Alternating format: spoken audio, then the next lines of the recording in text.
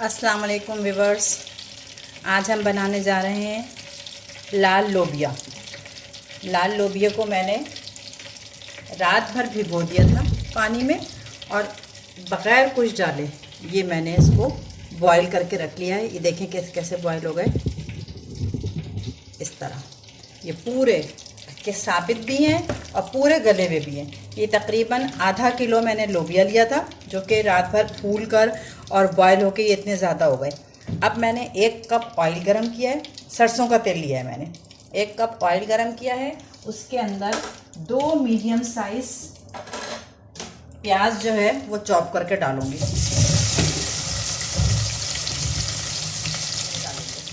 प्याज ब्राउन हो गई। अब हम इसमें सारे मसाले डालेंगे।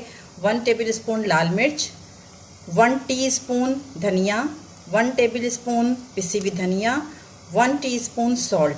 ये मसाले डालेंगे इसके अंदर और थोड़ा सा फ़ौरन ही थोड़ा सा पानी डाल लेना, नहीं तो मसाले जल जाएंगे। ये मसाला थोड़ी देर पकेगा।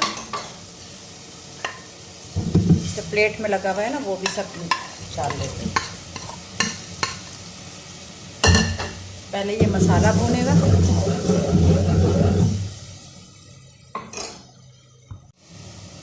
जब ये मसाला पकने लगे तो फिर मैं 1 टेबलस्पून अदरक लहसुन डालूँगी इसमें और 3 मीडियम साइज़ टमाटर को पेस्ट बनाकर, इसको मैंने पेस्ट बना लिया है।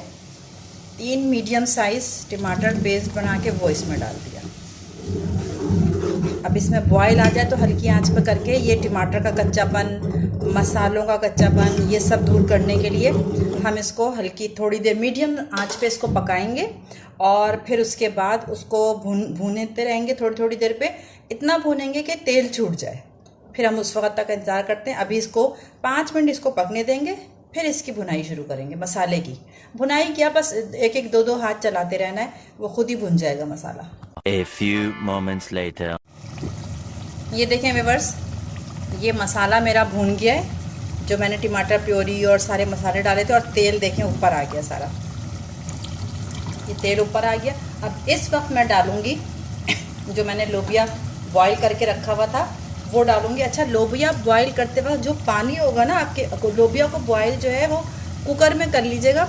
अगर रात भर आपने भिगोया हुआ है तो 10 मिनट में गल जाएगी, और अगर रात में नहीं भिगोया, रात पूरी होल नाइट नहीं आपने सोक किया उसको, सिर्फ 1-2 घंटे भिगोया है, तो फिर तो आधे घंटे कुकर का टाइम देना होगा। फिर उसके अंदर जो पानी बचेगा उसे फेंकना नहीं है, वो पानी भी इसमें डालना है ग्रेवी के लिए।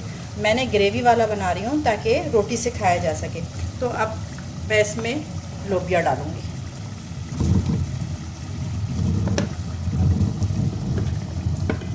जब आपको लगे ना कि ये ड्राई ना हो जाए बिल्कुल, उतना लोबिया, अगर आपने आधा किलो उबाल भी लिया है, बॉईल भी कर लिया है, तो आपको उतना ही यूज़ करिएगा इसमें जितनी आपको ज़रूरत हो। बाकी को आप जो है ये बॉईल की भी लोबिया जो है फ्रीज़ में भी रख सकती हैं। ये आपका इस तरह तैयार हो गया। अब इसको बस तेल मीडियम आंच पे 2-3 हाथ चला के और इसको सौंधा करना है, बस इसलिए कि लोबिया भी गला हुआ है, मसाला भी पूरा तैयार है। बस इस तरह करना है। अब दोबारा इसके ऊपर ऑयल आ जाए तो ये लोबिया जो है वो खाने के लिए रेडी है। अब मैं डिश आउट करूँगी तो आपको देखें, लोबिया अब रेडी हो गया है और इसकी कंसिस्टेंसी भी देख लें, इसको कैसा रखना है ताकि रोटी के साथ खाया जाए, मसाले वाला।